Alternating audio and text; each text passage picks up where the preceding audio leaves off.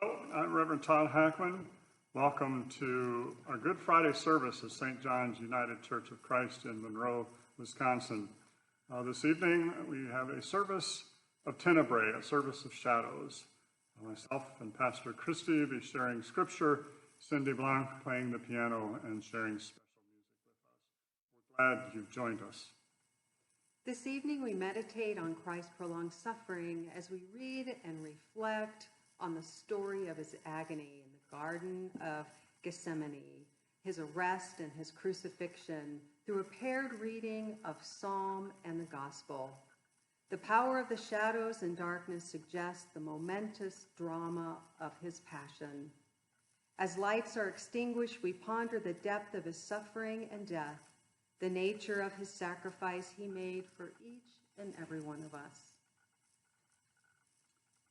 We began with a reading from Psalm 141. I call upon you, O Lord. Come quickly to me. Give ear to my voice when I call to you. Let my prayer be counted as incense before you, and the lifting up of my hands as an evening sacrifice. Set a guard over my mouth, O Lord. Keep watch over the door of my lips. Do not turn my heart to any evil, to busy myself with wicked deeds in company with those who work iniquity. Do not let me eat of their delicacies. Let the righteous strike me. Let the faithful correct me. Never let the oil of the wicked anoint my head, for my prayer is continually against their wicked deeds. When they are given over to those who shall condemn them, then they shall learn that my words were pleasant, like a rock that one breaks apart and shatters on the land.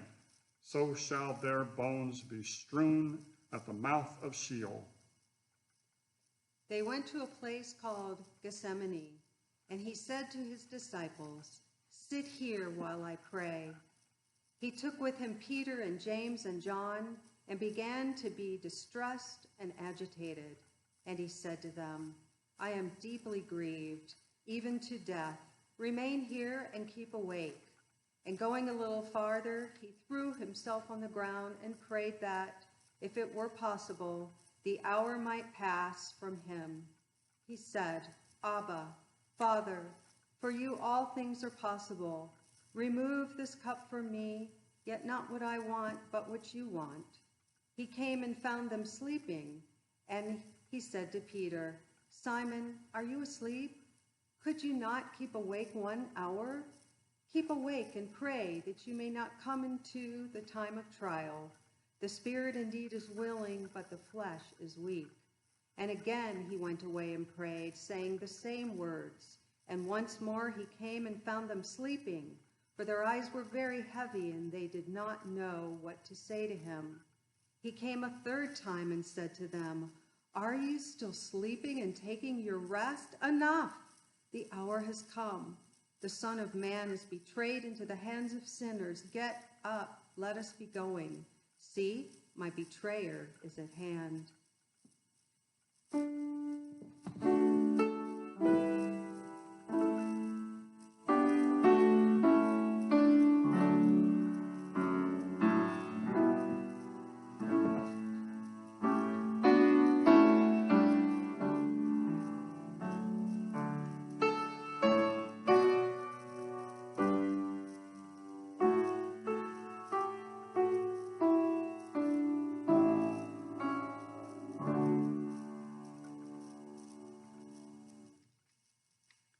From Psalm 74. O God, why do you cast us off forever? Why does your anger smoke against the sheep of your pasture? Remember your congregation, which you acquired long ago, which you redeemed to be the tribe of your heritage. Remember Mount Zion, where you came to dwell. Direct your steps to the perpetual ruins. The enemy has destroyed everything in its sanctuary. Remember this, O Lord, how the enemy scoffs and an impious people reviles your name. Do not deliver the soul of your dove to the wild animals. Do not forget the life of your poor forever. Have regard for your covenant, for the dark places of the land are full of the haunts of violence. Do not let the downtrodden be put to shame. Let the poor and needy praise your name. Rise up, O God, plead your cause. Remember how the impious scoff at you all day long. Do not forget the clamor of your foes, the uproar of your adversaries that goes up continually. While he was still speaking, Judas, one of the 12, arrived. With him was a large crowd with swords and clubs, from the chief priests and the elders of the people. Now the betrayer had given them a sign saying, "The one I will kiss is the man. Arrest him." At once he came up to Jesus and said, "Greetings, Rabbi," and kissed him. Jesus said to him, "Friend, do what you are here to do." Then they came and laid hands on Jesus and arrested him.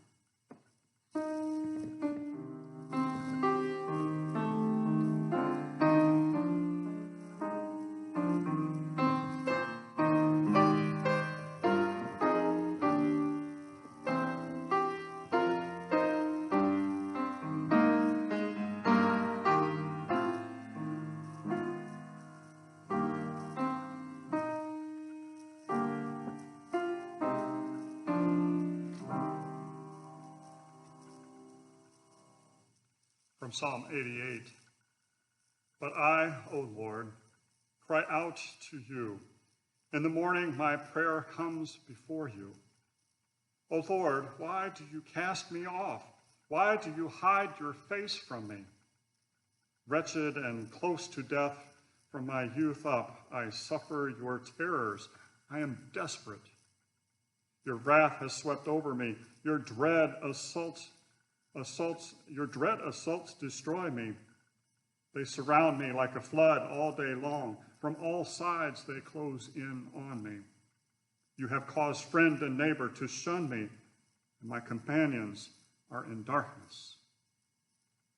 Then they seized him and led him away, bringing him into the high priest's house. But Peter was following at a distance. When they had kindled a fire in the middle of the courtyard and sat down together, Peter sat among them. Then a servant girl, seeing him in the firelight, stared at him and said, "This man also was with him." But he denied it, saying, "Woman, I do not know him." A little later, someone else, on seeing him, said, "You also are one of them." But Peter said, "Man, I am not." Then about an hour later, still another kept insisting, "Surely this man also was with him, for he is a Galilean." But Peter said, "Man, I do not know what you are talking about." At that moment, while he was still speaking, the cock crowed. The Lord turned and looked at Peter. Then Peter remembered the word of the Lord, how he had said to him, "Before the cock crows today, you will deny me 3 times." And he went out and wept bitterly.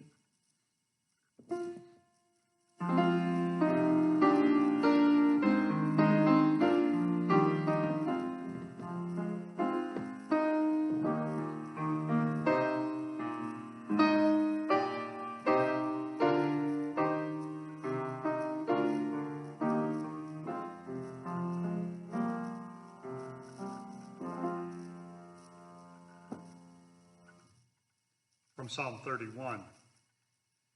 Be gracious to me, O Lord, for I am in distress. My eyes waste away from grief, my soul and body also. For my life is spent with sorrow, and my years with sighing. My strength fails because of my misery, and my bones waste away. I am the scorn of all my adversaries, a horror to my neighbors, an object of dread to my acquaintances.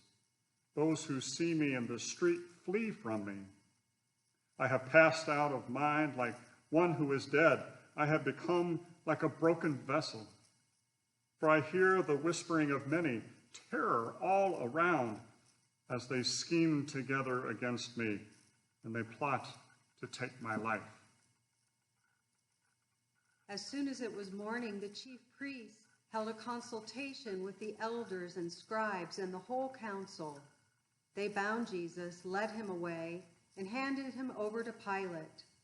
Pilate asked him, "Are you the king of the Jews?" He answered him, "You say so." Then the chief priests accused him of many things. Pilate asked him again, "Have you no answer? See how many charges they bring against you?" But Jesus made no further reply, so that Pilate was amazed. Now at the festival, he used to release a prisoner for them, anyone for whom they asked. Now a man called Barabbas was in prison with the rebels who had committed murder during the insurrection. So the crowd came and began to ask Pilate to do for them according to his custom. Then he answered them, "Do you want me to release for you the king of the Jews?"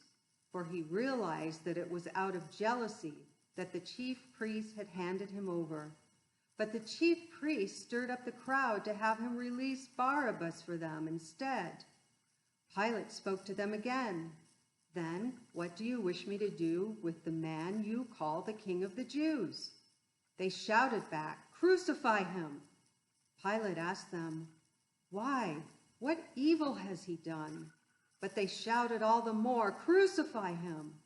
So Pilate, wishing to satisfy the crowd, released Barabbas for them, and after flogging Jesus, he handed him over to be crucified.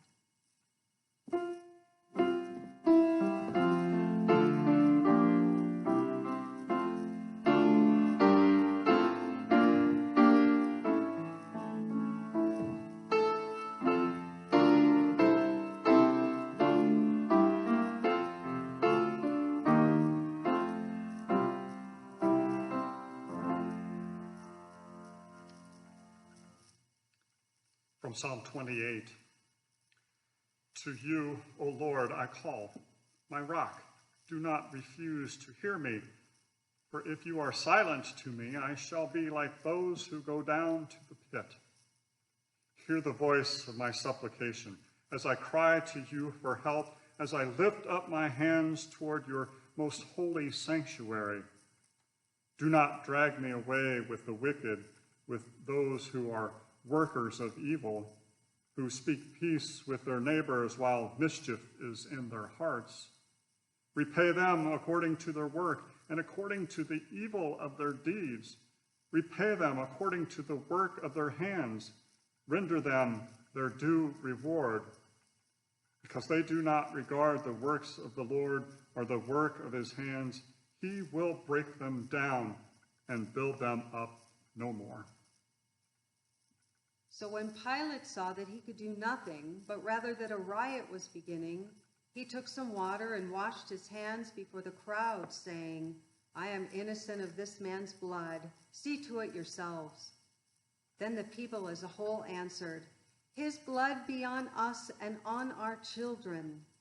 So he released Barabbas for them, and after flogging Jesus, he handed him over to be crucified. Then the soldiers of the governor took Jesus into the governor's headquarters, and they gathered the whole cohort around him.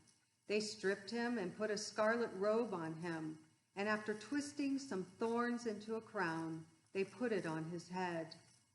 They put a reed in his right hand and knelt before him and mocked him, saying, "Hail, King of the Jews!" They spat on him and took the reed and struck him on the head. After mocking him, they stripped him of the robe and put his own clothes on him. Then they led him away to crucify him.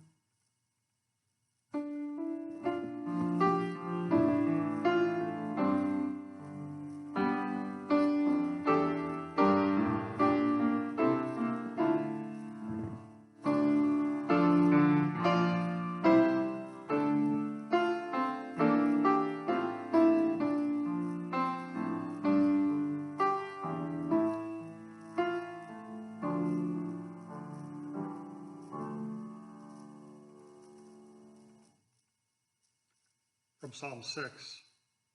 O Lord, do not rebuke me in your anger, or discipline me in your wrath. Be gracious to me, O Lord, for I am languishing. O Lord, heal me, for my bones are shaking with terror. My soul also is struck with terror. While you, O Lord, how long? Turn, O Lord, save my life. Deliver me for the sake of your steadfast love. For in death there is no remembrance of you. In Sheol, who can give you praise? I am weary with my moaning. Every night I flood my bed with tears, and I drench my couch with my weeping. They compelled a passerby who was coming in from the country to carry his cross. It was Simon of Cyrene, the father of Alexander and Rufus. Then they brought Jesus to the place called Golgotha, which means the place of a skull. And they offered him wine mixed with myrrh, but he did not take it. And they crucified him and divided his clothes among them, casting lots to decide who should take each piece. It was 9 o'clock in the morning when they crucified him. The inscription of the charge against him read, "The King of the Jews." And with him they crucified 2 bandits, one on his right and one on his left.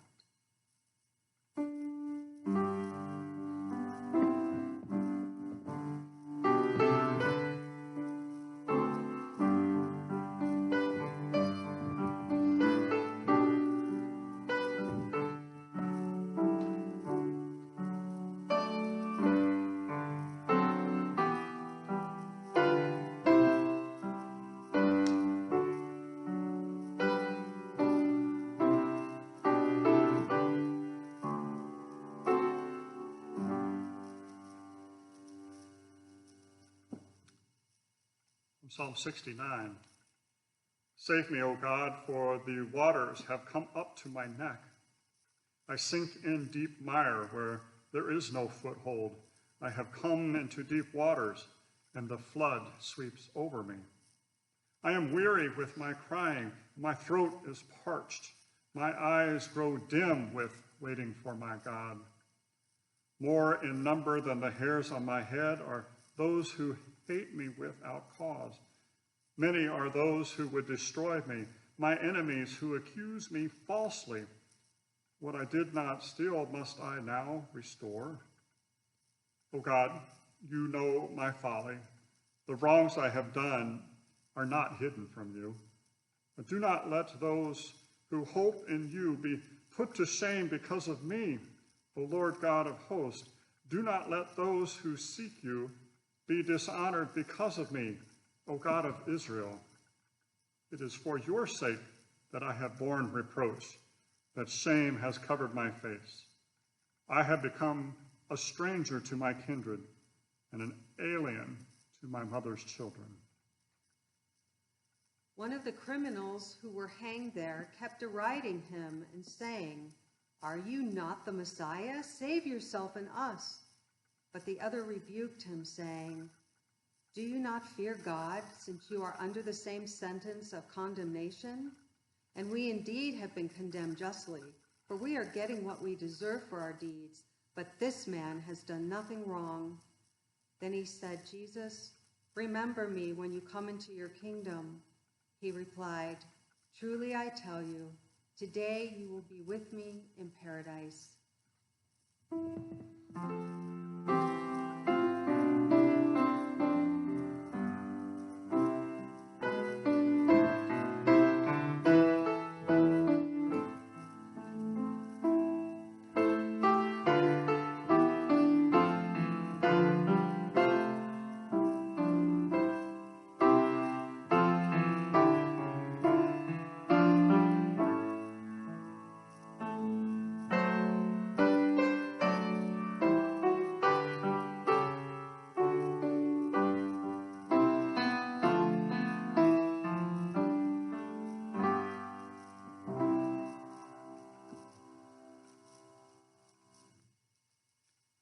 From Psalm 22.